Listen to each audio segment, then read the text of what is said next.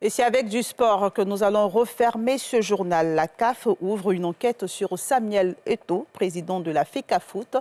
Cette procédure intervient à la suite d'une saisine de plusieurs clubs camerounais qu'il accuse de trucage de matchs. Il est également soupçonné de mauvaise gestion. L'ex-capitaine des Lions Indomptables dénonce une communication pernicieuse et toxique. Salifia Lekoui.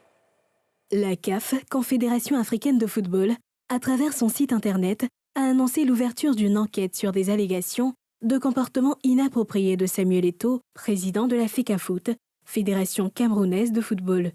La CAF a reçu des déclarations écrites de plusieurs acteurs du football camerounais pour enquêter sur certaines conditions répréhensibles, présumées, de M. Samuel Eto'o, président de la Fédération camerounaise de football, FECAFOOT.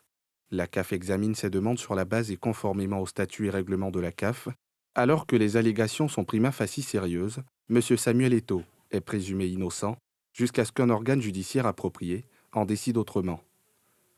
La CAF ne fera aucune autre annonce pendant la durée de l'enquête et ne fera de déclaration publique qu'à l'issue de la procédure. Samuel Eto'o a maille à partie avec des acteurs du football camerounais. Des présidents de clubs ont accusé l'ex-star de Barcelone d'avoir manœuvré pour la montée en division de certaines formations. Aussi, des interventions régulières dans le choix des joueurs de l'équipe nationale ont été dénoncées. Pour sa part, Samuel Eto'o, à travers ses avocats, dénonce une position hâtive et surprenante de la fêtière du football africain.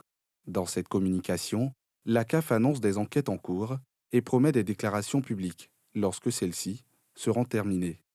Cette position hâtive de la CAF est d'autant plus surprenante qu'elle y évoque déjà des allégations à première vue sérieuses, alors même qu'à ce jour, M. Samuel Eto'o fils n'a été notifié d'aucune des accusations prétendument portées contre lui, tout en se réservant le droit d'engager en temps utile les procédures judiciaires appropriées pour dénoncer cette communication à la fois pernicieuse et toxique.